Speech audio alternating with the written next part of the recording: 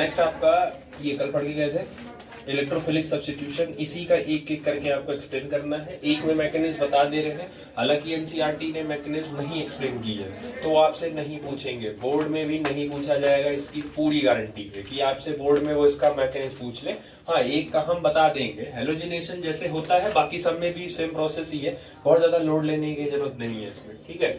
दूसरा, electrophilic substitution होने के लिए कुछ रूल्स हैं कि आपको वो स्टेप्स वैसे ही फॉलो करने पड़ेंगे, ठीक है। जैसे कल समझाया था कि अगर बेंजीन और जो उनके डेरिवेटिव होते हैं वो सबसे ज्यादा इलेक्ट्रोफिलिक सब्स्टिट्यूशन ही फेवर करते हैं, वो इसलिए क्योंकि इलेक्ट्रॉन लवर, इलेक्ट्रोफिलिक का मतलब है वो इलेक्ट्रॉन लवर है, और बेंजीन अपने आप में एक इलेक्ट्रॉन रिच स्पीसीज होता है, तो क्योंकि इलेक्ट्रॉन ज्यादा है इसके पास और आने वाले के पास कम है, तो जिनके पास कमी है और जिनके पास ज्यादा है, तो कमी और ज्यादा के बीच में बॉन्डिंग क्या होती है, जिनके पास पैसा ज्यादा है और जिनके पास पैसा कम है, तो कम पैसे वाले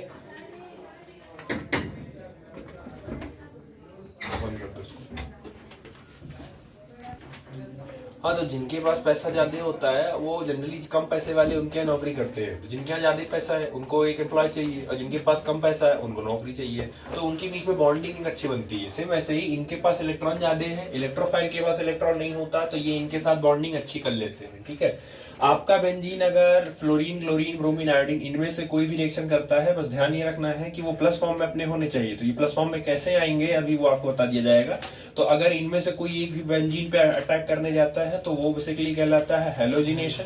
दूसरा, अगर फ्लोरीन जाता है as it is fluorination of benzene, chlorination, bromination, iodination, सबको मिला के आप बोल सकते हो हेलोजिनेशन। दूसरा, फ्लोरीन का बेसिकली नाम होता है फ्लोराइड, क्लोरीन जब किसी के साथ होता है क्लोराइड, ब्रोमीन का होता है ब्रोमाइड, और आयोडीन का होता है आयोड। छोटी सी चीज है, जब भी किसी इलेक्ट्रोनेगेटिव एटम के ऊपर पॉजिटिव चार्ज आता है तो उसके लास्ट में IUM लिखना कंपलसरी होता है, तो ये बेसिकली फ्लोरीन नहीं है, ना ये फ्लोराइड है। फिलहाल यहाँ पे आपका फ्लोरोनियम है, ये आपका क्लोरोनियम है, ये आपका ब्रोमोनियम है, और ये आपका आयोडोनियम है, ठीक। दूसरा, बेंजीन से अगर concentrated HNO3 in the presence of concentrated H2SO4 जाएगा तो बैठने वाला जो इलेक्ट्रोफाइल है बेंजीन पर जो बैठेगा वो बैठेगा NO2, और इस प्रोसेस को बोलते हैं नाइट्रेशन। थर्ड है आपका कंसंट्रेटेड H2SO4, यहां पर जो बैठने जाएगा वो SO3H बैठने जाएगा, इस प्रोसेस को बोलते हैं सल्फोनेशन। लास्ट है आपका नेम्ड है फ्रीडल क्राफ्ट, अब उसमें एक पोर्शन होता है अल्काइलेशन, तो बेसिकली आपका हेलो एल्कीन ही जाता है रिएक्शन करने, जिसमें क्लोरीन की इलेक्ट्रोनेगेटिविटी ज्यादा होती है तो वो बॉन्ड खींच लेता है, R को एज अ फ्री कर देता है, जो आपका एल्किल ग्रुप क्योंकि जाता है इसीलिए प्रोसेस का नाम हो जाता है फ्रीडल क्राफ्ट अल्काइलेशन।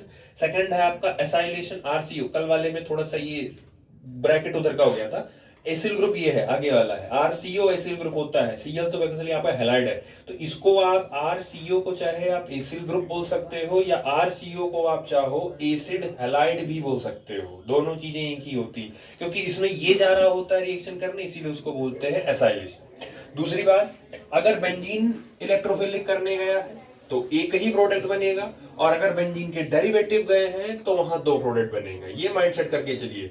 अगर बेंजीन गया है तो एक ही प्रोडक्ट बनवाएगा, और अगर बेंजीन के डेरिवेटिव गए हैं, तौलीन चला गया, एनिलीन चला गया, फिनॉल चले गए, कोई भी उसका डेरिवेटिव गया है तो दो प्रोडक्ट बनेगा, एक बनेगा आपका ऑर्थो वाला और एक बनेगा आपका पैरा वाला। कुछ चीजें सेट रखो पहले से, ऑर्थो अनस्टेबल होता है, माइनर होगा, पैरा स्टेबल होगा और मेजर होगा। पैरा की स्टेबिलिटी ऑर्थो की स्टेबिलिटी से हमेशा ज्यादा होगी। पैरा की स्टेबिलिटी इसलिए ज्यादा होती है क्योंकि पैरा का कंपाउंड क्रिस्टल लैटिस स्ट्रक्चर में एकदम फिट बैठता है, ठीक है। तो कुछ चीजें हैं पहले से ध्यान रखो, ठीक है। बाकी इलेक्ट्रोफिलिक सब्स्टिट्यूशन कराने के लिए आपको कुछ स्टेप्स के ध्यान देने हैं, जिनमें से पहला स्टेप है आपका जनरेशन ऑफ इलेक्ट्रोफाइल। सबसे पहले आपको इलेक्ट्रोफाइल बनाना पड़ेगा, तो आप पहले बनवाइए उसको। सेकंड स्टेप है आपका अटैक करवाइए उस इलेक्ट्रोफाइल का, और थर्ड स्टेप है कि पुराने वाले इलेक्ट्रोफाइल को कंपाउंड से बाहर निकलवाइए और नए वाले को बैठा लो, ठीक है। तो पहला है आपका halogenation of benzene, halogenation of benzene. अभी हम बेंजीन का करा रहे हैं, ठीक है, डेरिवेटिव का भी करेक्शन करा देंगे, दो प्रोडक्ट बनेगा उसमें, बस इतना ही होगा और ज्यादा कोई चेंज नहीं होगा इसमें। तो आपको क्या करना है, आप बेंजीन ले लो और बेंजीन का रिएक्शन हेलोजिनेशन, तो कोई भी एक हेलोजन ले लो, जस्ट इमेजिन आपने क्लोरीन ले लिया, और इसका जो रिएक्शन है वो आप करवाओगे एनहाइड्रस AlCl3। अब ये जो आपका एनहाइड्रस AlCl3 है, ये आपके लिए ये काम करेगा दो का। एक तो ये कैटलिस्ट भी बनेगा और दूसरा ये लुईस एसिड भी बनेगा। लुईस एसिड वो होते हैं जिनके पास इलेक्ट्रॉन की कमी होती है, उनको इलेक्ट्रॉन चाहिए होता है। आप ऐसे नोटिस कर लो, एल्यूमिनियम के आउटर मोस्ट में कितने इलेक्ट्रॉन होते हैं? 3। क्लोरीन के आउटर मोस्ट में कितने होते हैं? 7। तो 7 है तो एक एल्यूमिनियम से ले लेगा तो क्लोरीन अपना क्या पूरा कर लेगा? 8। तो 3 क्लोरीन है, तीनों क्लोरीन एक एक एल्यूमिनियम से इलेक्ट्रॉन ले लेंगे तो तीनों क्लोरीन का क्या पूरा हो जाएगा? ऑक्टेट पूरा हो जाएगा। रूल के हिसाब से जितना हम इलेक्ट्रॉन देते हैं उतना ही इलेक्ट्रॉन हम, तो क्योंकि एल्यूमिनियम ने अपना 3 इलेक्ट्रॉन 3 क्लोरीन को दिया है तो वापस फिर तीनों क्लोरीन से, तो टोटल उसके पास कितने हुए? 6 ही तो हुए। 3 थे पहले से और 3 ले लिया बाद में, तो टोटल कितने हुए? अभी भी 2 बच रहा है, तो उसको इलेक्ट्रॉन की कमी है। तो जो इलेक्ट्रॉन की कमी होती है बेसिकली वो क्या बनते हैं? लुईस एसिड बनते हैं। दूसरा, एक तो ये लुईस एसिड बन जाएगा, दूसरा ये आपका कैटलिस्ट बन जाएगा। अब ये जो प्रोडक्ट आपका बनेगा वो बन जाएगा आपका क्लोरोबेंजीन, बेंजीन, और उसके ऊपर Cl बैठ जाएगा, आपका ही बन जाएगा क्लोरोबेंजीन, साथ में आपका HCl निकल जाएगा। ये तो आपका डायरेक्ट हो गया, ठीक है। अब इसका मैकेनिज्म देखो कि एनसीईआरटी ने इसका भी नहीं दिया है, बट एक का मैं समझा दे रहा हूं कि मैकेनिज्म पूछेंगे नहीं, क्योंकि जिस रिएक्शन का मैकेनिज्म एनसीईआरटी ने समझाया है उसी का है। बस एक क्रिस्टल क्लियर के लिए समझ लो। सबसे पहला स्टेप होता है आपका जनरेशन ऑफ इलेक्ट्रोफाइल। सबसे पहले आपको इलेक्ट्रोफाइल करवाना है, तो इलेक्ट्रोफाइल आपके लिए बेसिकली यही Cl2 ही जाएगा इलेक्ट्रोफाइल बनने। तो ये जो Cl2 आप ले रहे हो ये Cl के बीच बॉन्ड है। अब होगा क्या, ये एनहाइड्रस, क्योंकि दोनों की इलेक्ट्रोनेगेटिविटी सेम है, जब भी हम इलेक्ट्रोनेगेटिविटी सेम होती है तो बेसिकली वहां जो बॉन्ड टूटता है वो होमोलिटिक टूटता है, बराबर टूटता है। लेकिन AlCl3 की वजह से, क्योंकि इसको इलेक्ट्रॉन चाहिए तो इसके पास सिर्फ एक ही रास्ता सामने वाला है, तो ये जबरदस्ती इनके अंदर होमोलिटिक में क्लीवेज ना करवा के इनके अंदर कौन सा क्लीवेज करवाएगा? होमो ना करवा के कौन सा करवाएगा? ये हेट्रो करवाएगा जान के, क्योंकि उसको इलेक्ट्रॉन चाहिए, उसको अपना, क्योंकि जब तक हेट्रो नहीं होगा तब तक उसके पास इलेक्ट्रॉन नहीं आएगा, तो ये हेट्रो करवाएगा। अब हेट्रो की वजह से किसी एक का भी इलेक्ट्रॉन इसके पास आ जाएगा, तो एक आ गया, तो अब इसके ऊपर एक क्लोरीन के ऊपर कौन सा चार्ज आएगा? नेगेटिव, और दूसरे क्लोरीन के ऊपर कौन सा चार्ज आएगा? ये बंद हो गया, आपका इलेक्ट्रोफाइल जनरेट हो गया, ठीक। अब क्योंकि इसके ऊपर माइनस है, माइनस का मतलब क्या होता है? इलेक्ट्रॉन एक्सेस में है, और AlCl3 को क्या चाहिए होता है? इलेक्ट्रॉन चाहिए होता है। तो वो क्या करेगा? AlCl3 तुरंत का तुरंत आएगा उससे रिएक्शन करने, और AlCl3 कन्वर्ट हो जाएगा AlCl4 में, क्योंकि इलेक्ट्रॉन वो अपना लेकर आया है, इस एक एक्स्ट्रा आया है, इसलिए कंपाउंड के ऊपर एक नेगेटिव पहले से आएगा, और साथ में आपका यहां अलग से क्या निकल जाएगा? Cl plus ion. अब ये जो आपका Cl प्लस आयन निकला है, that Cl plus ion is known as chloronium ion. ये आपका बन गया इलेक्ट्रोफाइल। इलेक्ट्रोफाइल जनरेट हो गया पहले स्टेप में। सेकेंड स्टेप आपको क्या करना है? इस इलेक्ट्रोफाइल को अटैक करवाना है, अपने इसमें अटैक करवाओ। तो आपके पास बेंजीन प्रेजेंट है और इस बेंजीन में आप इलेक्ट्रोफाइल को अटैक करवा दो। अब देखो यहां पर, क्योंकि बेंजीन के सभी कार्बन पर कौन बैठा है? हाइड्रोजन आपका पहले से बैठा है। होगा क्या, ये जो डबल बॉन्ड है, ये जब क्लोरीन आएगा तो यहाँ क्योंकि इसको चाहिए इलेक्ट्रॉन, तो ये इलेक्ट्रॉन है और सामने बेंजीन है, तो इसको इलेक्ट्रॉन चाहिए और इसके पास इलेक्ट्रॉन है, तो ये क्लोरीन धीरे धीरे इस कार्बन के पास आएगा कि मुझे इलेक्ट्रॉन चाहिए या मुझसे बॉन्ड बनवाओ।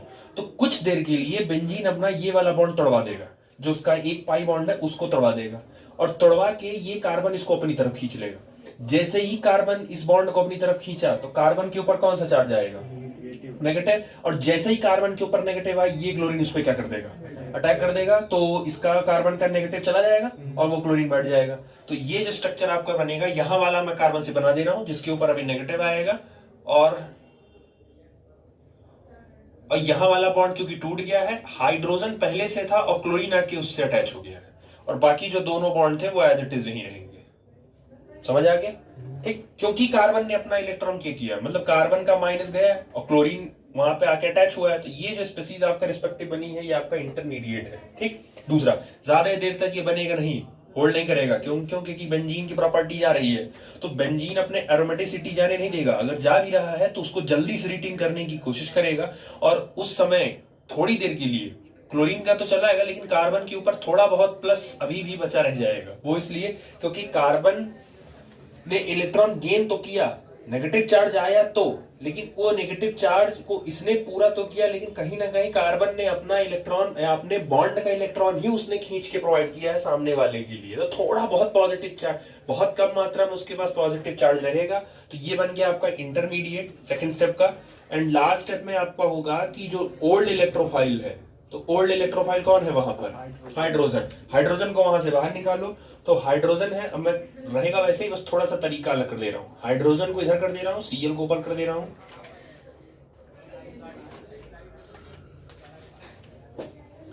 बाकी ये एज इट इज। अब पुराना वाला इलेक्ट्रोफाइल निकल जाएगा। अब पुराना वाला जब निकलेगा तो हाइड्रोजन जब जाएगा तो हाइड्रोजन अपना इलेक्ट्रॉन यहां दे के जाएगा, क्योंकि इसमें एक इलेक्ट्रॉन किसका है?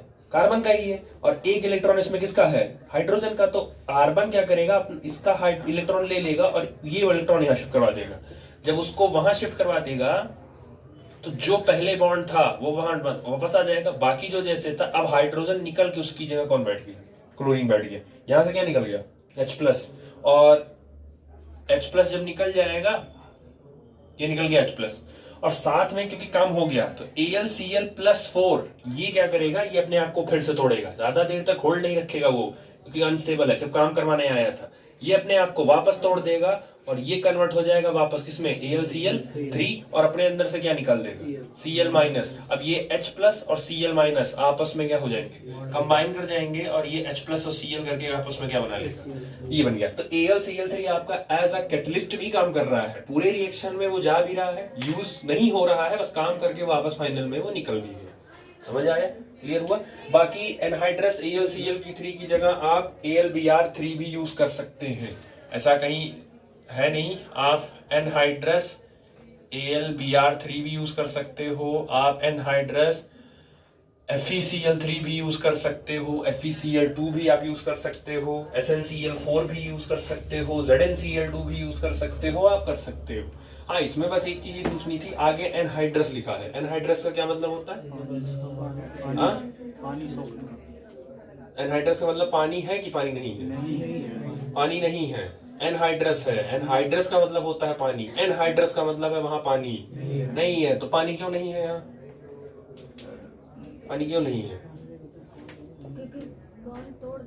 भाई? सेम पानी की बॉन्ड वो बहुत क्या बोलते हैं, डाइलेक्ट्रिक कांस्टेंट पानी का 81 होता है, बॉन्ड तोड़ देगा वो, किसी और को बनाने के वजह खनिज तोड़ देगा वो। तो इसीलिए कोशिश करिएगा इन सब जगहों पर जहां पर एनहाइड्रस, ड्राई, ये सब कहा जा रहा है, मतलब वहां पे जानबूझ के पानी को क्या किया जा रहा है? अवॉइड किया जा रहा है। मतलब वो रिएक्शन वाटर सेंसिटिव है, अगर उसमें जरा भी पानी आया वो रिएक्शन खराब हो जाएगा। अब इसका मतलब है वुड्स रिएक्शन में भी आपने ड्राई ईथर लिखा, ग्रिग्नार्ड में भी आपने ड्राई ईथर लिखा या ड्राई सीटोन लिखा, तो यहाँ आपने एनहाइड्रस लिखा। इसका मतलब है कुछ चुनिंदा रिएक्शंस ऐसे हैं जो वाटर सेंसिटिव हैं, अगर वाटर वहां इंटर कर गया रिएक्शन में तो वो रिएक्शन नहीं हो पाएगा या उसमें प्रॉब्लम आएगी। तो बोर्ड में क्वेश्चन ये भी पूछा जा सकता है कि ऐसे कौन कौन से रिएक्शंस हैं, right the name of the reactions in which the reaction will water sensitive. कौन कौन से ऐसे रिएक्शन है जो वाटर सेंसिटिव है? तो हम तो नेम्ड रिएक्शन रट के जाते हैं, या अंदर का तो भूल ही जाते हैं कि अंदर क्या था, किसका क्या फंक्शन था। रिएक्शन रटने का मतलब है कि रिएक्शन तो आपको याद होना चाहिए, उसके अंदर कौन कौन यूज हुआ है और उसका क्या क्या यूज है वो भी याद होना चाहिए, कि इसमें ये था तो इसमें ये इनका ये काम था, तो पूरा याद होना चाहिए। ठीक है, गाड़ी चला रहे हो तो गाड़ी चलाने का मतलब ये नहीं बस चलाने आना चाहिए, गाड़ी के अंदर हर ऑर्गन्स के बाद जानकारी आपके पास होनी चाहिए कि कहीं केस कहीं कोई गड़बड़ी हो गई, कहीं खरबड़ हो गया या कोई और चीज प्रॉब्लम आ गई, तो वो आपको पूरा क्लियर होना चाहिए। तो रिएक्शन रटो अच्छी बात है, बट उसके अंदर कौन कौन लग रहा है, उसका क्या यूज है, अगर उसकी जगह कुछ और यूज कर लेते, क्यों एनहाइड्रस ही रखा गया, ये सवाल आप खुद अपने आप से पेपर क्वेश्चन या रिवीजन करते टाइम पूछिए कि इसकी जगह कुछ और यूज कर लिए होते। तो वुड्स में आपने कहा ड्राई ईथर, तो आप सोचिए क्यों ड्राई ईथर, ड्राई ही क्यों लिए हैं ईथर? चलो ईथर है क्योंकि आपका कैसा सॉल्व है, ईथर कैसा सॉल्वेंट है, एक तो ऑर्गेनिक है, दूसरा इनर्ट सॉल्वेंट है, नॉन रिएक्टिव है, वो किसी के साथ रिएक्ट नहीं करता, आपको सिर्फ मीडियम प्रोवाइड कर देगा और ज्यादा किसी से रिएक्ट नहीं करेगा। तो ईथर तो मीडियम के लिए हो गया। ड्राई क्यों लिए थे? क्योंकि वाटर नहीं होना चाहिए, वाटर सेंसिटिव होता है, वाटर का डाइलेक्ट्रिक हो सकता है। तो जो रिएक्शन आप पढ़िए ऑर्गेनिक में, उनके हर जिस दिन ये चीजें क्लियरिटी होने लगी ऑर्गेनिक का, ये ऐसे है तो ये क्यों नहीं है, ये ऐसे है, जिस दिन ये आने लगेगा ऑर्गेनिक खुद ब खुद इजी हो जाएगी। समझ आया? ठीक। ये देखो, इस ये वाला जब बॉन्ड आपका टूटा तो इस वाले कार्बन पर कौन सा चार्ज आया? नेगेटिव, क्योंकि लिया है ना इलेक्ट्रॉन। तो उस समय इस वाले कार्बन पर कौन सा चार्ज आएगा? पॉजिटिव। तो वो थोड़ा डिस्प्लेस अपना कर देगा। तो ये जो आपका बनता है इसको बोलते हैं सिग्मा कॉम्प्लेक्स इंटरमीडिएट, इसको बोलते हैं। ध्यान रखना, क्योंकि इसमें बेंजीन की वो एरोमेटिसिटी जा रही है, यही प्लस वापस रिटेन करने के लिए, यही प्लस को वापस रिटेन करने के लिए हाइड्रोजन अपना इलेक्ट्रॉन यहाँ डोनेट कर देगा और उसका प्लस चला जाएगा। समझ आया? बाकियों का मैकेनिज्म नहीं है, बाकियों का एज इट इज क्या क्या कैसे बैठेगा वो समझा दे रहा हूँ। एक का था तो मैंने एक का समझा दिया। ठीक। अब ये क्या है? ये मैंने बेंजीन लेके समझाया, एनसीईआरटी ने डेरिवेटिव लेके समझाया। अब आप समझो, अगर यहां मैं ले लेता हूं CH3 अगर, तो ये बेंजीन नहीं रहा, अब ये क्या बन गया? डेरिवेटिव बन गया। तो इसका मतलब है डेरिवेटिव, अब क्योंकि डेरिवेटिव लिया हूं तो अब दो प्रोडक्ट बनेगा, एक बनेगा उसका ऑर्थो वाला और एक बनेगा उसका पैरा वाला। और जो बेंजीन होता है उसमें तीन पोजीशंस तो होती हैं, एक ऑर्थो की पोजीशन, एक मेटा की पोजीशन और एक पैरा की पोजीशन। लेकिन वो तब तक डिसाइड नहीं होती है जब तक कि कोई उस पर पहले से बैठा नहीं होगा। होती बेंजीन पे ही है, लेकिन पहले से आप किसी को बैठाना पड़ेगा। पहले जैसे इस पे मैंने बैठा दिया, इसमें बैठा दिया, अब जिस पर ये बैठता है वो पोजीशन हो गई पैरा। पैरा के बगल दोनों पोजीशन जो है वो कहलाएगी ऑर्थो। ऑर्थो के ठीक आगे वाली पोजीशन कहलाएगी मेटा, और मेटा के बाद एक कहलाएगी। व्हिच मींस एक बेंजीन के अंदर दो ऑर्थो होते हैं, दो मेटा होते हैं और दो पैरा होते हैं। तो क्योंकि अगर आपने डेरिवेटिव उठाया है, Cl2 का रिएक्शन करवा रहे हो, तो इसमें एक Cl जाके ऑर्थो पे बैठेगा, मतलब एक यहां बैठेगा, और एक जो Cl है और ऊपर वाले को कोई छेड़छाड़ नहीं करनी है, एज इट इज जो जहां है वही रहेगा, और एक Cl यहां बैठ जाएगा। तो इसमें दो प्रोडक्ट बनेगा। इसमें जो ये वाला है, ये तो आपका बन गया ऑर्थो वाला, ये बन गया ऑर्थो वाला, और ये वाला जो है ये बन गया आपका पैरा वाला। ठीक है, क्योंकि ये पैरा और पैरा के सामने ठीक ये पैरा वाला। पैरा वाला जो होता है वो थोड़ा सा क्या होता है, मेजर होता है, स्टेबिलिटी ज्यादा होती है क्योंकि क्रिस्टल लैटिस स्ट्रक्चर में फिट बैठता है। एक और रीजन, दो ग्रुप अगर पास पास हैं तो मेक श्योर है, दो ग्रुप बड़े बड़े पास पास होंगे तो रिपल्शन होगा, रिपल्शन होगा तो बॉन्ड टूटने की जिम्मेदारी जाने रहेगी। और ये दो ग्रुप 180 डिग्री पे अपोजिट एंगल पे है तो रिपल्शन क्या होगा इन एक हद तक, मतलब पैरा में बॉन्ड रिपल्शन कम होता है जिसकी वजह से बॉन्ड की स्टेबिलिटी ज्यादा रहती है, और जबकि ऑर्थो में बॉन्ड रिपल्शन क्या होता है, कम ज्यादा होता है, बॉन्ड रिपल्शन ज्यादा होता है, इसलिए बॉन्ड यहाँ टूट जाता है। समझ आया? बाकी मैकेनिज्म में कोई चेंज नहीं है, सब सेम ही रहेगा। जो जैसे है, यहाँ आपका CH3 बैठा था तो यहाँ आपका CH3 बैठेगा, एज इट इज Cl आएगा, ये एज इट इज करेगा। तो यहाँ आपका CH3 था, यहाँ आपका CH3 रहेगा, थोड़ा बहुत चेंज होगा खाली, यहाँ आपका CH3 है। अब ये जो 3-5 आपने किया है यहाँ पे, वो खाली उसके लिए हो जाएगा। जैसे इसको मैं समझा दे रहा हूँ फिर से, इनका अलग से। चलो ये चीज तो इतना सेम रहेगा। अब आप जब करने जाओगे तो एक्चुअल में होगा क्या, ये हो गया आपका CH3, ये हो गया प्लस, कौन आएगा Cl प्लस, ये अटैक करने आएगा। अब होगा क्या, देखो एज इट इज सेम, यहां वाला जो बॉन्ड है, यहां वाला जो ये प्लस वाला बॉन्ड है, क्योंकि Cl प्लस आया है तो इसको क्या चाहिए, इलेक्ट्रॉन चाहिए। तो CH3 को नहीं छेड़ेगा वो, क्योंकि ये पहले से बैठा हुआ ग्रुप है, वो हाइड्रोजन को ही निकालेगा, क्योंकि हाइड्रोजन साइज में क्या है, छोटा है, निकालना आसान है हाइड्रोजन से। तो ये बॉन्ड यहाँ शिफ्ट होगा। अब जब ये बॉन्ड यहाँ शिफ्ट होगा तो इस कार्बन के ऊपर कौन सा चार्ज आएगा, इसके ऊपर प्लस आएगा और इसके ऊपर नेगेटिव आएगा। तो जैसे ही नेगेटिव आएगा तैसे ही ये वाला ये अटैक यहाँ कर देगा, क्यों माइनस आएगा इस पे, तो जो माइनस आएगा तो ये बढ़ जाएगा इस पे। तो यहाँ बेसिकली आपके हाइड्रोजन उस तरह देर के लिए हाइड्रोजन ही बैठा रहेगा, वो निकलेगा नहीं। तो यहाँ हाइड्रोजन तो बैठा ही है, उसके साथ और कौन बैठ जाए, और अगले स्टेप में फिर वही सेम होगा CH3। अब ओल्ड इलेक्ट्रोफाइल के लिए कौन है वहां पे, हाइड्रोजन, ये हाइड्रोजन ही है। तो हाइड्रोजन क्या करेगा, हाइड्रोजन अपना इलेक्ट्रॉन यहाँ डोनेट कर देगा।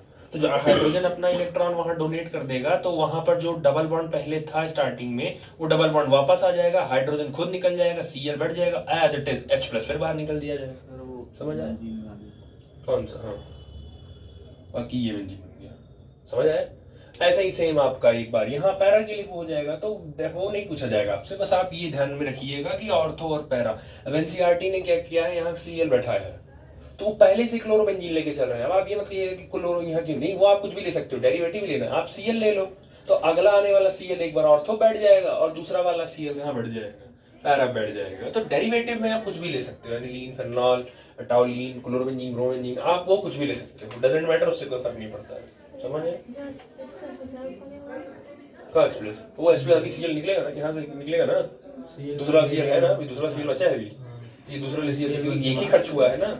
अब वो तुम ये मत ध्यान दो कि जब 2 प्रोडक्ट बना है तो 2 Cl बनना चाहिए था, Cl2 के करोड़ों मॉलिक्यूल होते हैं ना, तो करोड़ों मॉलिक्यूल, ये एक ही, मैंने तो सिर्फ एक मॉलिक्यूल को तोड़ा है, ऐसे हजारों करोड़ों मॉलिक्यूल तोड़ेंगे और उसमें से बहुत सारे Cl+ निकलेंगे तो उनमें जाके रिएक्शन कर ले। तो मैं क्या लगता है, बीकर में सिर्फ एक मॉलिक्यूल बनता तो बीकर बनता कैसे, बीकर में लिक्विड लाती कैसे, तो बेसिकली नहीं, वो हजारों करोड़ों मॉलिक्यूल बनते हैं, जब हजारों करोड़ों मॉलिक्यूल बनते हैं तब जाके एक लिक्विड का फ्लो आप देखते हो। ठीक है,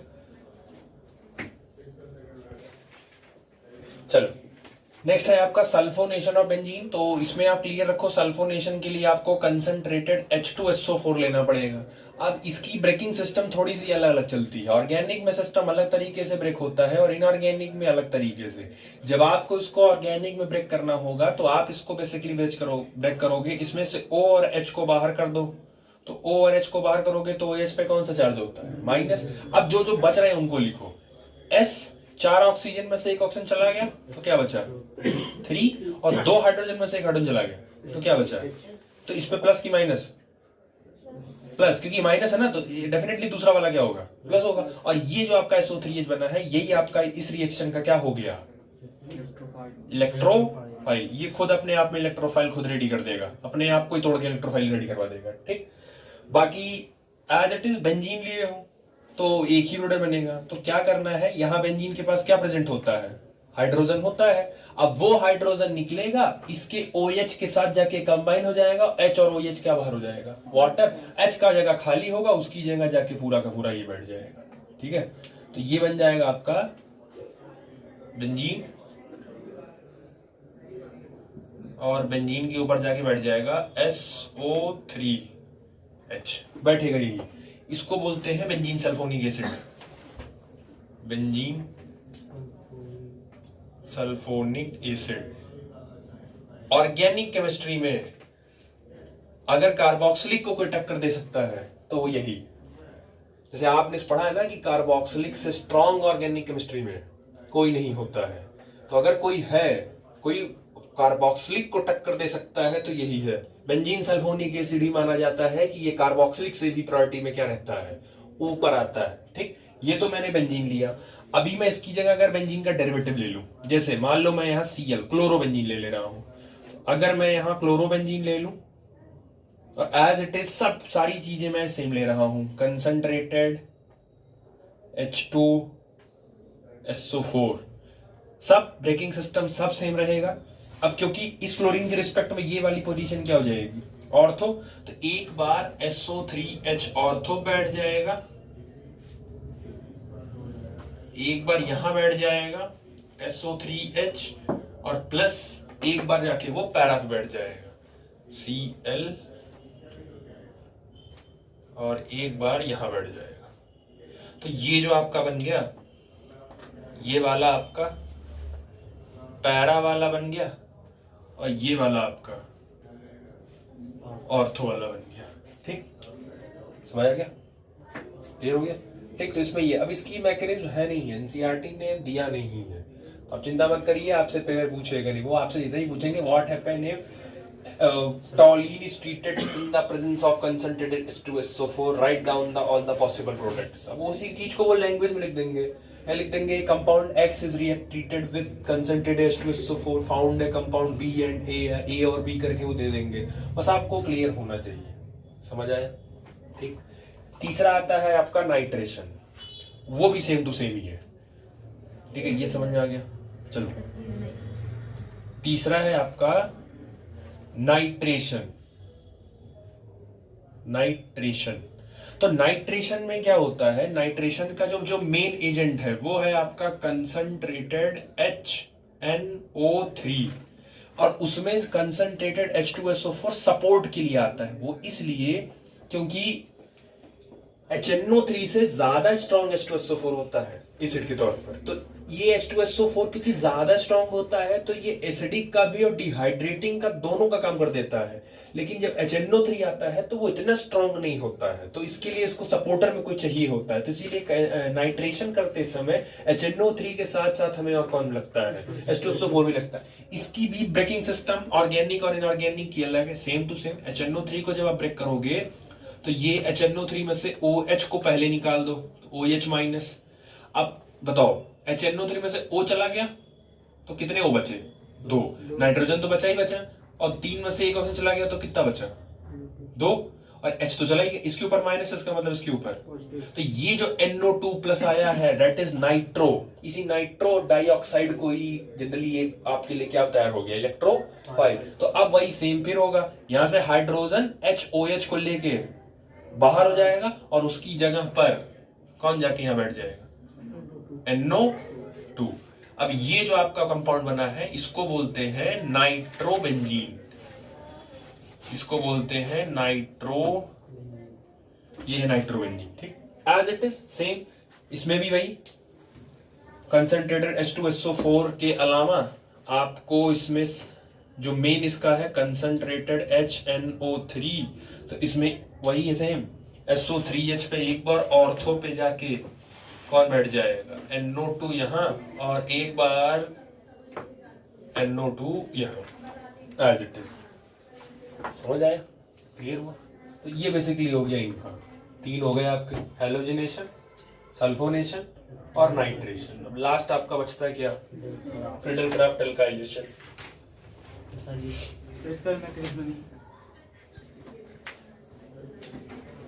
चलो नेक्स्ट एंड लास्ट आपका इसमें आता है फ्रीडल-क्राफ्ट। पहला है एल्काइलेशन, बेंजीन पकड़ो और आप हेलोएल्केन पकड़ो, इन द प्रेजेंस ऑफ AlCl3 पकड़ो। अब आपको क्योंकि पता है क्लोरीन की इलेक्ट्रोनेगेटिविटी क्या होती है जाने, तो वो इस तरफ बॉन्ड अपनी तरफ खींच लेगा इलेक्ट्रॉन, तो क्लोरीन के ऊपर कौन सा चार्ज, और उस समय CH3 के ऊपर, तो CH3 के ऊपर जब पॉजिटिव आया तो ये इसके ऊपर नेगेटिव आया। CH3 आपका एक तरीके का कार्बोकैटायन बना कि नहीं बना, मतलब कि एल्काइलेशन में एक चीज तो श्योर है कि जब भी एल्काइलेशन होगा वहां क्या बनेगा, तो बस हो गया। अब ये बना तो बाकी का काम आप जान रहे हैं, रीअरेंजमेंट कराना पड़ेगा आपको, तो चेक करा करिएगा। ठीक, तो आपका CH3 कार्बोकैटायन के साथ बना और आपका यही इलेक्ट्रोफाइल बन गया एज इट इज, जैसे पिछला करते आए हो। यहाँ पर हाइड्रोजन बैठा होगा, यहाँ से हाइड्रोजन निकलेगा, वहां पे CH3 जाके बैठ जाएगा। तो ये बैठ गया आपका CH3 और नीचे बन गया आपका बेंजीन, और प्लस यहाँ से H, यहाँ से Cl, ये क्या हो गया बेंजीन पे CH3, इसका क्या नाम होता है? तो ये मेथड ऑफ प्रिपरेशन है। टॉलिन बनाना होगा अगर तो फ्रीडल-क्राफ्ट एल्काइलेशन यूज कर लीजिएगा, टॉलिन बन जाएगा। अब ये एनसीईआरटी नहीं दिया है, एनसीईआरटी नहीं दिया है, टॉलिन नहीं दिया है, उसी से डेरिवेटिव लेके समझा दिए हैं, उसी से डेरिवेटिव समझाया है, वो डेरिवेटिव एग्जांपल दिए एनसीईआरटी, कर सकते हो। आपसे पूछेगा how would you prepare टॉलिन from benzene, conversion. अब देखो ये इसीलिए कहा है कन्वर्जन, जब तक आप चारों चैप्टर नहीं पढ़ लेंगे आप कन्वर्जन नहीं कर पाएंगे। कन्वर्ट बेंजीन इनटू टॉलिन, अब करा करो कैसे करना है, याद होना चाहिए कि बेंजीन से टॉलिन जाने के लिए अगर हम एल्काइलेशन करते हैं तो डायरेक्ट कन्वर्ट हो जाएगा हमारा, तो वो एक कन्वर्जन के लिए भी यूज कर सकते हो, मेथड ऑफ प्रिपरेशन ऑफ में यूज कर सकते हो। एनसीईआरटी डायरेक्ट डेरिवेटिव लेके समझा रही है, वो क्लोरोबेंजीन लेके समझा रही है। तो देखो एनसीईआरटी में देखो क्लोरो ऊपर वाला जो Cl है वो एज इट इज Cl वहीं बैठा है, कहीं उसमें छेड़खानी नहीं किया उसने। एक CH3 यहाँ जाके बैठाया होगा ऑर्थो पर, और एक CH3 ले जाके पायरो बैठाया होगा। ऊपर वाला जो ग्रुप पहले से बैठ के आ रहा है, जो पहले से एक बार गाड़ी बैठ गया, उसको आप नीचे नहीं उतारेंगे।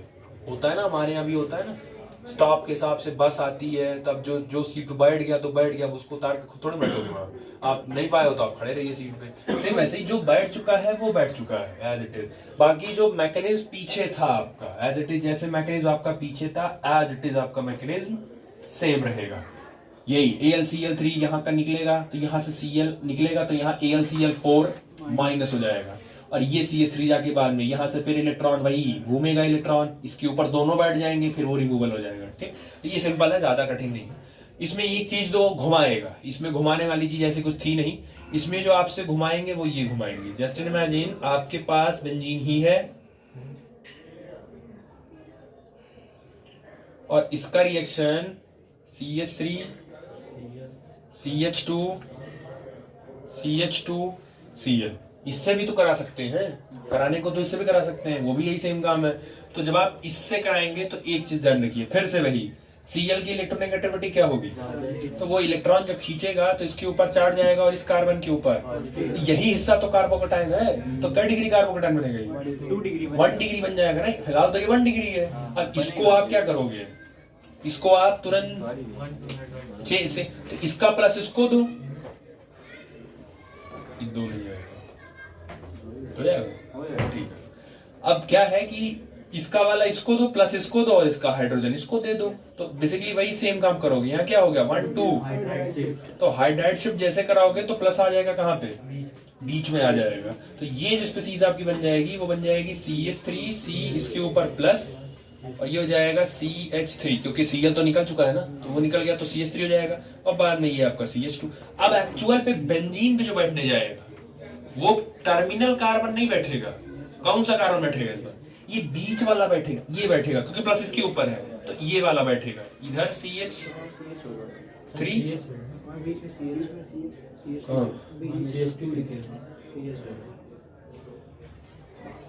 हाँ ये समझ आया। जो अकेला होगा तो कोई प्रॉब्लम नहीं है, लेकिन इसमें आया तो पहले प्लस आया, ये 1 डिग्री था, इसको आपने रीअरेंज करके कन्वर्ट कर दिया किसमें, 2 डिग्री में। अब एक्चुअल जिस कार्बन के ऊपर प्लस है वही कार्बन बेंजीन से डायरेक्ट अटैच होगा, जो कि यहाँ है। अगर आपको ये वाला स्टेप नहीं पता होता और नहीं होता तो आप बेंजीन के इसी कार्बन पे उसको डायरेक्ट बैठा देते, जो गलत हो जाता। समझ आया।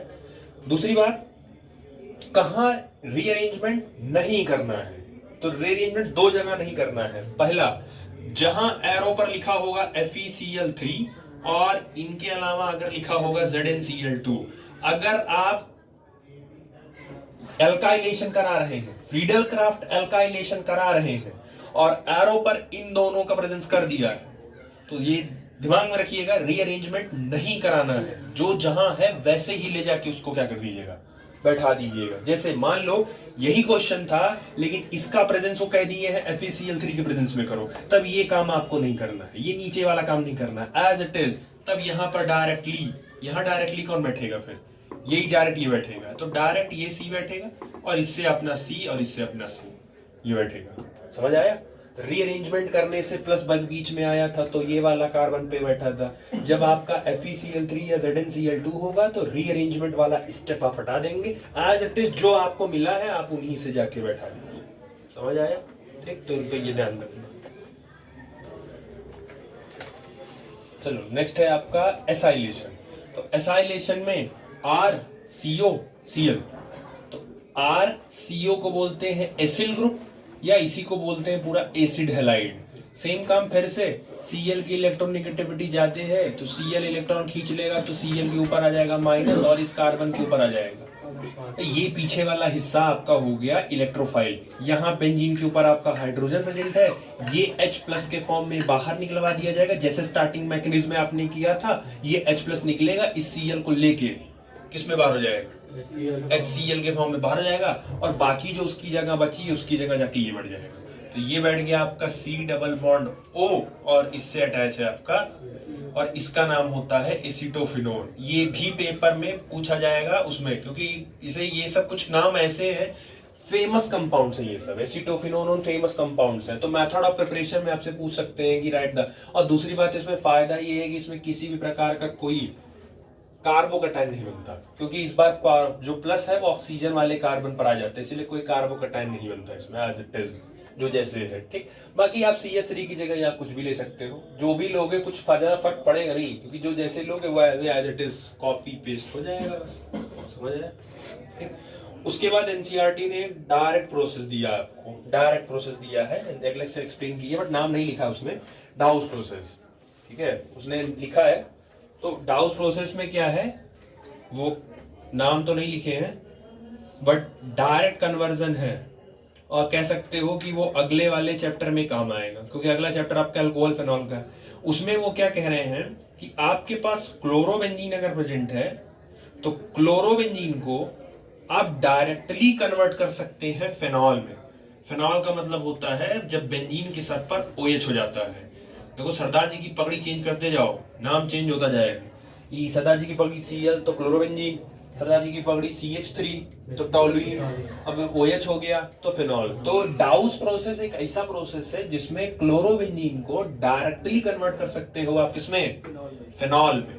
और फेनॉल का दूसरा नाम भी याद रखो, दूसरा नाम क्या होता है, कार्बोलिक एसिड। 19th सेंचुरी में कोल टार से निकल के आए थे, ठीक है, तो ये ध्यान रखना। बाकी रिएजेंट लेने के लिए आप मॉल्टेन NaOH लोगे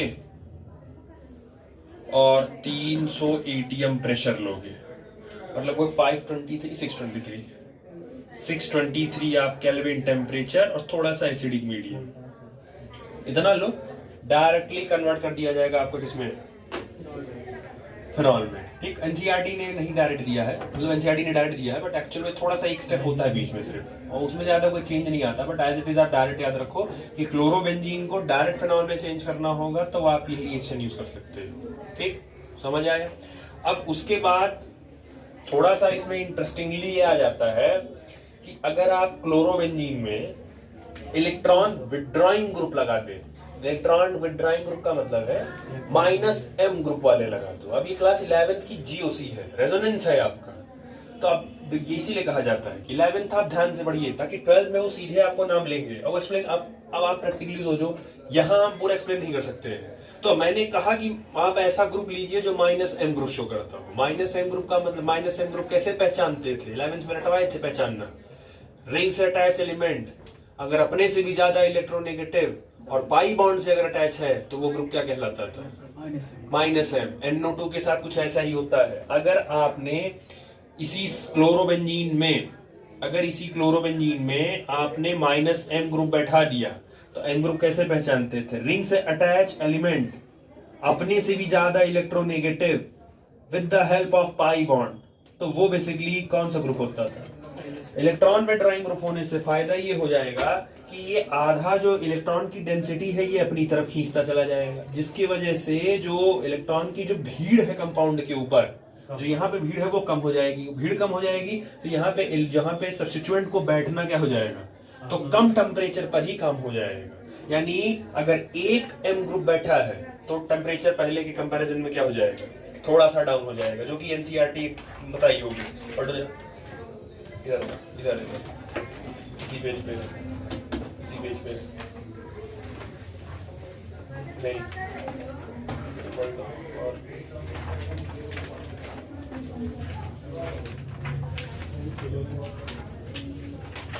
और चलेगा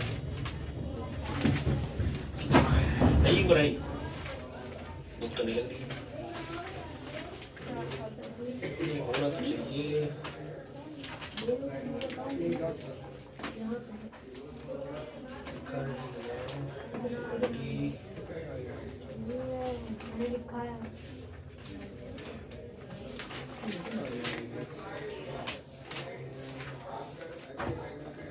ये है एक्सप्लेन किया है इसमें, इधर ये पेज नंबर आपका 312, इसमें ये वाला बना, ये ढेर सारा the replacement of hydroxyl group, उसने सीधे ही लिखा है replacement bye hydroxyl group, but actual वो डाउस प्रोसेस है वो।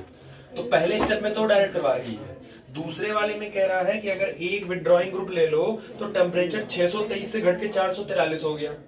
आप दो विड्रॉइंग ग्रुप ले लो, 443 से वो 368 हो गया। आप 3 विड्रॉइंग लो, खाली गर्म कर दो, काम हो जाएगा। तो आप सोचिए -M का पावर कितना है, कि वो उसके होने जितना ज्यादा माइनस एम ग्रुप लेते जाओगे इलेक्ट्रॉन की डेंसिटी उतनी कम होती जाएगी और टेम्परेचर उतना ही कम होता जाएगा आपको, तो काम हो जाएगा आपका। ठीक, बाकी नीचे उसने समझाया है बट उतना कोई काम आएगा नहीं, मतलब पूछा नहीं जाएगा, उसकी लिए आप चिंता मत करिए, उसकी माई गारंटी है। बाकी नाम उसका लिखे रहो, बुक में उसने लिख दिया है replacement bye hydroxyl group, but actual वो डाउस प्रोसेस है, तो पेपर में जब आता है तो फिर वही है what is the product of डाउस process, पता ही नहीं रहता है क्या बनता है उसका। ठीक है, और एज इट इज हो गया आपका ये, और तो कुछ बचा नहीं। बाकी एक अलग से है, एनसीईआरटी ने नहीं दिया है, उल्मन रिएक्शन है आपका, तो आपको फिटिक याद है? फिटिक रिएक्शन याद है, कल कराया था। हेलोएरीन लेते थे इन the presence of sodium, 2 molecule of haloarene sodium, तो दोनों का एक्स कंबाइन होके तो बाइफेनिल बनता था ना। उल्मन में बस इतना ही चेंज किए हैं कि वो सोडियम की जगह वो कॉपर को ले रहे हैं। बस जो फिटिक में आपने पढ़ा है, जहां आपने फिटिक में सोडियम यूज किया है, बस वहां पे आपको उसकी जगह क्या यूज करना है, कॉपर यूज करना है, और थोड़ा सा आपको हीट कर देना है, बस इतना ही करना है। बाकी एज इट इज प्रोडक्ट इनका भी सेम ही है, बाइफेनिल और डाइफेनिल ही बनेगा। एनसीईआरटी ने दिया नहीं क्योंकि मिलता जुलता रिएक्शन है थोड़ा सा, इसीलिए मैंने लिखवा दिया था अलग से। ठीक, बाकी एज इट इज और कोई है नहीं। तो ये जो एनसीईआरटी के हिसाब से था वो आपका कंप्लीट हो गया है। ठीक है, आप चाहो एक बार क्रॉस चेक कर लो, हो जाएगा। हाँ, बाकी नहीं, पेपर में एनसीईआरटी नहीं दिया ना, वो खाली मिलता जुलता था इसलिए समझा दिया था उसको। ठीक है, बाकी एनसीईआरटी 2 क्वेश्चन मतलब ऐसे नॉर्मली जो सबसे ज्यादा इस चैप्टर से पूछे जाते हैं, इनमें से SN1 कौन दे देगा, इसमें से SN2 तेज कौन देगा, ये सारे क्वेश्चंस बहुत आते हैं, और पिछले साल वाले में ही पूछा है आपका। ठीक है, क्या क्या पेपर से करा देते हैं, ये तो खुल भी गया भाई। ये आपको पेपर में दिए हैं, आपको मैंने कॉपी भी करवाया है, क्लास वाली कॉपी कराया है, जो बोर्ड में पूछे हैं वो। एक ये दिए हैं और एक ये दिए हैं। अब इनमें से पूछ रहे हैं in the following pair of halogen compound which compound undergo SN1 faster and why. इनमें से कह रहे हैं SN1 कौन दे देगा। आप क्वेश्चन समझिए, इनमें से ये नहीं कहे हैं कि SN1 कौन देगा, इनमें से ये कहे फास्ट कौन देगा, विच मींस कोई भी कंपाउंड SN1 और SN2 दोनों देता है, बस SN1 एक तेज देगा तो उस समय दूसरा वाला थोड़ा थोड़ा। तो अगर इनमें से कोई एक SN1 तेज दे रहा होगा तो दूसरा वो क्या देगा, थोड़ा SN2 स्लो दे रहा होगा। अब आपको पहचानना कैसे है, तो सिंपली आप क्या करो, आपको पता है ना SN1 का इंटरमीडिएट क्या बनता था, कार्बोकटायन। तो आप ये सोचो कि इसको जरा चेंज कर लो कार्बन के फॉर्म में, तो Cl इससे अटैच है ये कार्बन, इससे अटैच है ये कार्बन, इससे अटैच ये कार्बन, और इससे अटैच ये कार्बन। इसमें आपका ये कार्बन, फिर ये, इससे अटैच आपका Cl, फिर ये आपको दिए। अगर Cl ने इलेक्ट्रॉन खींच लिया, ऐसे खींचेगा भी, इलेक्ट्रॉन नेगेटिव है, तो अगर इसने खींचा तो Cl के ऊपर माइनस आएगा और उस समय कार्बन के ऊपर, तो ये हट गया यहां से एज इट इज। ये जब यहां से हटेगा तो इसके ऊपर क्या आएगा, पॉजिटिव। अब आप जरा चेक करो ये कार्बन कितने डायरेक्शन में अटैच है, तो ये क्या डिग्री कार्बोकटायन बन गया, तो ये बन गया आपका 3 डिग्री कार्बोकटायन, और ये क्या डिग्री बना। तो एक चीज तो पता चल गई ना कि इसमें से SN1 तेज कौन देगा, क्योंकि SN1 का ऑर्डर 3 to 1 चलता था, तो SN1 ये तेज देगा। इसका मतलब है ये SN1 फास्टर देगा, तो SN2 ये क्या देगा, स्लो देगा। अब ये SN1 क्या देगा, स्लो देगा, लेकिन ये SN2 क्या देगा, तेज देगा। समझ में आया।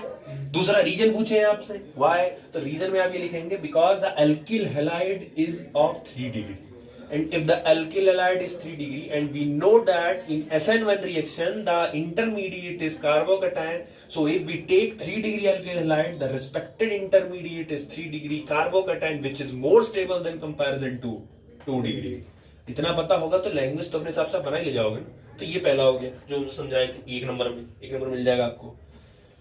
दूसरा आपसे कहे हैं arrange the following compound, arrange the following compounds in increasing order of their reactivity towards SN2।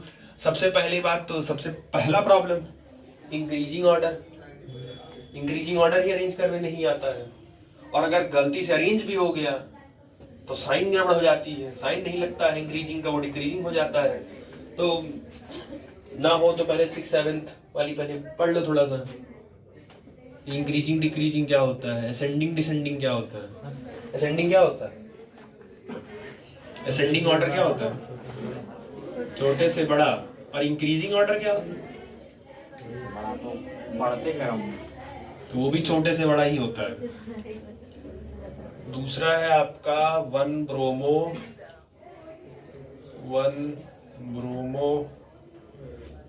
Pentane, और तीसरा है आपका 2 ब्रोमो पेंटेन। तो ये आपको दिया है कंपाउंड। पहले तो आप इनका स्ट्रक्चर बनाइए। ब्यूटेन, ब्यूटेन में क्या कार्बन होता है, तो पहले 4 बना लो, इसी नॉमेनक्लेचर भी कर लो। दूसरे पे मैथिल है, दूसरे पे ब्रोमो है, मतलब इसी पे आपका ब्रोमो भी बैठा है और इसी पे आपका, तो पहला तो ये हो गया। उसके बाद 1 ब्रोमो पेंटेन, पेंटेन में 5, 2, 3, 4, 5, और पहले पे ही ब्रोमो बैठा है, तो ये हो गया पहले ब्रोमो। इसमें भी पेंटेन है, तो 1, 2, 3, 4, 5, और दूसरे बैठा है, तो ये हो गया दूसरे ब्रोमो। अब आप पूछा है इसमें कहे हैं arrange the following compound in increasing order of their reactivity towards SN2 displacement. इसका मतलब है बताना इसमें SN2 है, मतलब इन तीनों में सबसे ज्यादा SN2 कौन देगा और सबसे कम SN2 कौन देगा। तो पहले ये कर लो। तो SN2 आप पहले सबसे पहला काम जानते हो क्या कर लिया करो, भले SN2 में इंटरमीडिएट नहीं बनता, देखो तुमसे पूछे क्या है वो SN2, और तुम्हें पता है कि वो कोई रिएक्शन SN2 नहीं देता है, सिर्फ वो क्या देता है SN1 भी देता है। तो तुम एक्चुअल क्या पता कर लो कि इन तीनों में से SN1 कौन तेज दे रहा है, जो SN1 तेज देगा वो SN2 धीरे देगा। तो आप क्या करो, इनमें से यहां से Br को हटाओ, तो यहां से जब Br हटेगा तो यहां पर इस वाले कार्बन के पास क्या आ जाएगा पॉजिटिव, यहां से Br को हटाओ तो इस कार्बन के पास पॉजिटिव, और फिर आप यहां से Br हटाओ तो इस कार्बन के पास पॉजिटिव हो गया। अब आप जरा तीनों को ध्यान से देखो, ये वाला कार्बन जो चेक करो, ये क्या डिग्री कार्बोकटायन हो गया, ये बन गया 3 डिग्री कार्बोकटायन। ये वाला चेक करो क्या डिग्री बन गया, ये 1 डिग्री कार्बोकटायन। ये चेक कर लो, ये बन जाएगा 2 डिग्री कार्बोकटायन बन गया। अब कुछ लोग बुद्धि ये लगाएंगे, इसको खिसका देंगे इधर, नहीं अभी मत करो, पहला स्टेज से ही डिसाइड करो, पहले स्टेज से आप डिसाइड करिए। ये 3 डिग्री है, मतलब ये फास्ट क्या देगा, सबसे तेज SN1 यही देगा, सबसे फास्टेस्ट सबसे तेज ये देगा। सबसे स्लो SN1 कौन देगा, ये देगा। SN1 सबसे स्लोएस्ट होगा इसका। तो अगर ये SN1 सबसे स्लो दे रहा है, विच मीन्स इसका SN2 सबसे फास्टेस्ट SN2 इसका होगा। और अगर ये SN1 फास्टेस्ट दे रहा है, इसका मतलब इसका SN2 सबसे स्लोएस्ट होगा। इसका मतलब आपसे पूछा भी वो क्या था, इंक्रीजिंग ऑर्डर पूछा था ना, सबसे कम यही देगा। तो अगर मैं इसको A मान लूं, इसको B और इसको C, तो सबसे कम SN2 कौन देगा,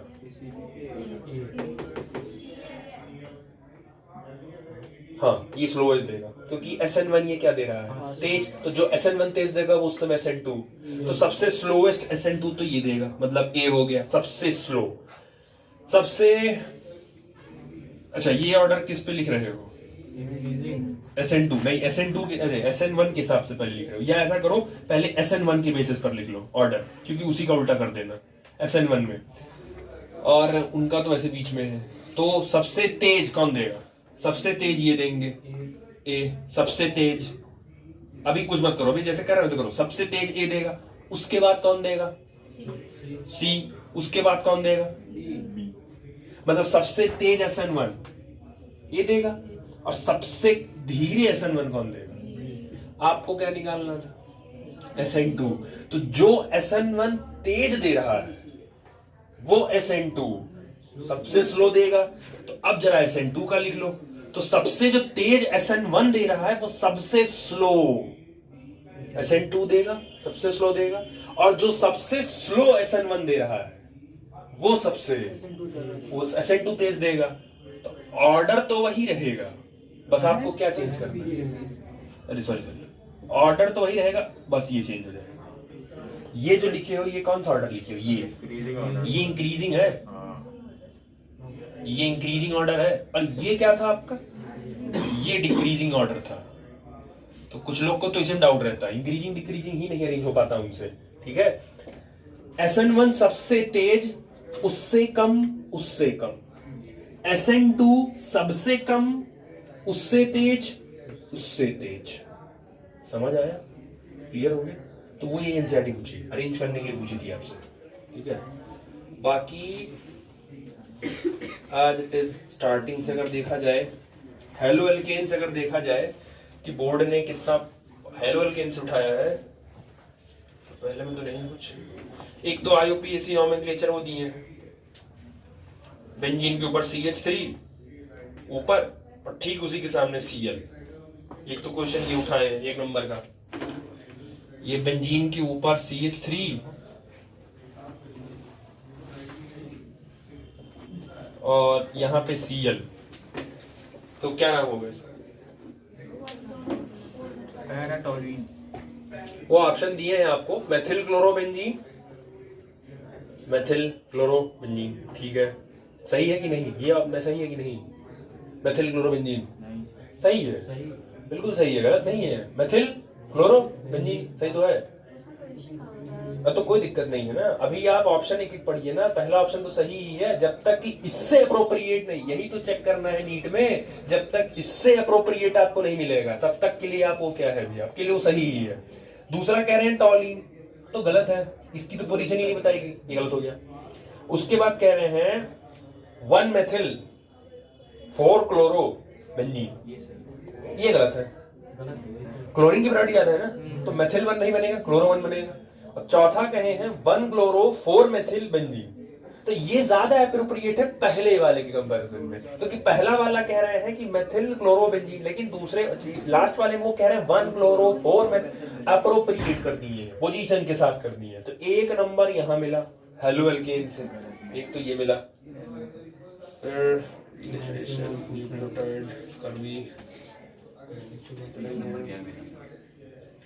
फर्स्ट ऑर्डर कैनोड aromatic vitamin D rate constant decomposition pseudo half life transition. उसके बाद फिर ये पूछे थे जो समझाया अभी 2 नंबर में, तो 2 और 1 3 नंबर आया हेलो एल्केन से। उसके बाद बैलेंस स्किन के लिए है बैलेंस, हाँ इनएंशियोमर रेसमिक मिक्सचर कल बताया था, और क्लोरोबेंजीन रेजिस्टू न्यूक्लियोफिलिक, ये 3 नंबर में, तो 3 ये और 3 वो 6 नंबर हो गया। उसके बाद वोल्फ रिटार्ड कैनिजनो CO, ये तो ग्लाइकोसिटीज स्पॉन्टेनियस बेसिक में है मोनोलिसिस IUPAC सिंपल टेस्ट में, ठीक है कन्वर्ट, ठीक है एवरीथिंग हो गया है, COH cell potential fuel cell compound सीटोसिस फिनॉल प्रोपीन सोडियम, हाँ ठीक है 6 नंबर का आया है। हेलो एल्केन एंड हेलोइन से पूरा चैप्टर पढ़ोगे तो इसे 6 नंबर का आएगा। वो तो राउंड अप दिए हैं, वो तो पिछला का पेपर आसान आया था, ये बुझाया। लेकिन अब आप ये 6 का मान के चलो, अब ये 6 का 7 8 भी हो सकता है, 4 भी हो सकता है, तो वो कभी भी आप ये मान के चलो वेटेज के हिसाब से मत चला करिए कभी भी। बोर्ड ने अगर ये कहा है कि 3 नंबर का आएगा, जैसे कुछ लोग वेटेज के हिसाब से चलते हैं, फिजिक्स में भी ये प्रॉब्लम है। AC 2 नंबर का आएगा, जैसे AC 2 नंबर का आएगा तो काहे पढ़े 2 नंबर का आएगा। अगर उसने 8 नंबर का दे दिया तो क्या कर लोगे तुम? अगर उसने दे दिया 7 नंबर का AC से तो क्या करोगे आप? नहीं कर पाओगे ना कुछ। आप आपको पेपर तो देना ही है, उसने ये तो कहा नहीं था कि आपको पढ़ना नहीं है, पढ़ना तो आपको है। तो आप कभी भी बोर्ड की प्रायोरिटी मत चलिए, नंबर कौन सा, इसलिए आप हर चैप्टर को इक्वल वेटेज दीजिए, क्योंकि आपको नहीं पता है कब कौन सा क्वेश्चन आ जाए। आप जो छोड़े वही आ गया तो कभी भी बोर्ड का वेटेज देख के मत पढ़ो। बस हमको पढ़ना है तो हमको पूरा पढ़ना है, पूरा पढ़ना, उसमें चाहे जो पूछो हम कर ले जाएंगे। टॉपर लोग कभी ये कर नहीं करते। और ये सबके लिए, जो पढ़ रहे हो और जो देख रहे हो, ये सबके लिए कि वेटेज के हिसाब से नहीं करना है। तो आपको चैप्टर पढ़ना, भाई हमको पता है कि हमको एटम पढ़ना है, हमको न्यूक्लियाई पढ़ना है। बस आप इतना देखो कि कौन सा पोर्शन है सिलेबस में CBSE के, कौन सा नहीं, बस इतना देखो, बाकी सब पढ़ो। नंबर के वजह से ना पढ़ो, नहीं कर नहीं पाओगे। तो ये हो गया आपका खत्म इसमें। अब एनसीईआरटी ने कुछ कंपाउंड्स एक्सप्लेन किए हैं, वो ही खाली बचे हैं आपके, ठीक है, पॉली हेलोजन कंपाउंड। बाकी जो एक्सरसाइजेज है, अब आपका होमवर्क यही है, कन्वर्जन छोड़ के, इसमें कन्वर्जन आप छोड़िए, इसमें जो आपकी कन्वर्जन है उनको छोड़ के होमवर्क यही है। पूरा लेक्चर आप अगर ना हो तो आप फिर से शुरू से पूरा लेक्चर है पूरा फिर से देखिए, टाइम टेकन दीजिए, फिर से पूरा देखो, एक जगह बैठ के 2-3 घंटा 4 घंटा 5 घंटा, संडे है कल, बैठ के देखो, एक साथ कंप्लीट करो, एक साथ लेक्चर फिर से पूरा एक्सरसाइज फिर से खुद से लगाओ, एक एक नोमेनक्लेचर फिर से लगाओ, एक्सरसाइज एग्जांपल इन टेक्स्ट लगाओ चैप्टर का, क्योंकि अभी हाल ही पढ़े हो ना, और एक बार रिवाइज करोगे तो हो जाएगा वो। सिर्फ कन्वर्जन छोड़िए आप इसमें, क्योंकि कन्वर्जन आप जब तक चारों नहीं पढ़ पाएंगे आप नहीं कर पाएंगे, क्योंकि कन्वर्जन के लिए, अब जैसे कन्वर्जन में आपको दिए हैं ये कन्वर्ट करने के लिए, ये कह रहे हैं कि कन्वर्ट करो एथिल क्लोराइड से, ये क्वेश्चन नंबर 10.19 का ये दिए हैं, हाँ 11वां, एथिल क्लोराइड से प्रोपेनोइक एसिड बना। तो एथिल क्लोराइड तो ठीक है पढ़े, प्रोपेनोइक तो मान लीजिए जिस बच्चे को नहीं पता हो क्या करेगा। अब प्रोपेनोइक मतलब हेलोजन से आपको सीधे वहां जाना है, कन्वर्जन आप छोड़िए इसको, पहले आप बेसिकली जितने इन टेक्स्ट है और एग्जांपल है पहले उनको सॉल्व करिए। 10.1, 10.2, 10.3, 10.4, 5, 6, 7, 8। अच्छा 10.8 में क्वेश्चन पूछा है, what are ambident nucleophile, explain with an example. Ambident का मतलब होता है दो मुआ सांप, ऐसा न्यूक्लियोफाइल जिसके अंदर 2 एटम प्रेजेंट है और दोनों एटम इलेक्ट्रॉन को डोनेट कर सकते हैं, क्योंकि न्यूक्लियोफाइल का मतलब क्या होता है, इलेक्ट्रॉन को डोनेट करने वाला, भाई जिसके पास सक्सेस होगा। अब डोनेट करने वाला अगर 2 लोग हैं उसमें, जैसे आप ले सकते हो NO2, आप ले सकते हो NO2, आप ले सकते हो CN साइनाइड, इसमें नाइट्रोजन भी डोनेट कर सकता है, कार्बन भी कर सकता है, इसमें नाइट्रोजन भी कर सकता है, ऑक्सीजन भी कर सकता है। तो जिस कंपाउंड के अंदर 2 एटम प्रेजेंट होते हैं इलेक्ट्रॉन डोनेट करने वाले, वही कहलाते हैं क्या, एम्बीडेंट न्यूक्लियोफाइल। ठीक, बाकी तो एग्जांपल दिखाई दिया, बाकी क्वेश्चंस बाद में सबके एक साथ करवाऊंगा जो अलग से हैं इधर तो खोज खाज के। 10.9 ये कर सकते हो आप, predict all the alkenes that would be formed by, ये कर सकते हो। How will you bring about, तो ये कन्वर्जन छोड़ दीजिए, एक्सप्लेन व्हाई कर लीजिएगा आप, गिव द यूजेस अभी आपने पढ़ा नहीं है। 10.14 आप ट्राई कर सकते हो, राइट द मैकेनिज्म, ये भी करवा दूंगा मैं बाद में। 10.15 आप होल्ड पे रखिएगा। Arrange the following reactivity, order दिया है आपको SN2, पढ़े ही हो, करके कर लेना। बाकी 18 भी हो जाएगा, 17 भी हो जाए, चेक कर लेना एक बार, क्योंकि एक्वस KOH कहा है वो, ध्यान से देखना। बाकी उसके 19 पूरा कन्वर्जन ही है। 20 ये एक्वस KOH और एल्कोहलिक KOH, ये दोनों से करवा रहे हैं और दोनों का पूछ रहे हैं मेजर प्रोडक्ट क्या होगा, ये कर सकते हो।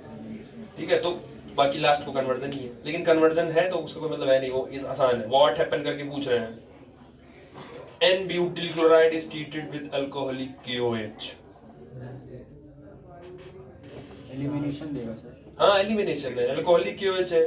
Bromobenzene is treated with magnesium in the presence of dry ether, सीधे सीधे कौन सा रिएक्शन है ये, फिटिक है ये, ब्रोमोबेंजीन है ये। तो ब्रोमोबेंजीन का मतलब है 2 मॉलिक्यूल ऑफ ब्रोमोबेंजीन लोगे और magnesium in the presence of dry ether, तो वो करके फिटिक दे देगा आपको। Chlorobenzene is subjected to hydrolysis, H2O से रिएक्शन करवाना है। Ethyl chloride is treated with aqueous KOH, मतलब सब्स्टिट्यूशन होगा वहां। Methyl bromide is treated with sodium in the presence of as it is, फिर ये वुड्स रिएक्शन है, सोडियम के साथ दे रहा है। और methyl chloride is treated with KCN, substitution कराना है। तो एक बार ट्राई करिएगा सारा, जो नहीं आएगा फिर जो पढ़ रहे हो वो बता देना, जो देख रहे हो वो कमेंट कर देना कि ये वाला क्वेश्चन है, तो उसको मार्क करके रखेंगे, रिवीजन के टाइम पे फिर एक बार इसको करवा देंगे। बाकी अब आपका थोड़ा सा बचा है खाली, यही आपका 15-20 मिनट लगेगा, जो 25 मिनट, पॉली हेलोजन कंपाउंड, बाकी ये चैप्टर आप कंप्लीट ही मानिए। ठीक है, ये हो गया आपका।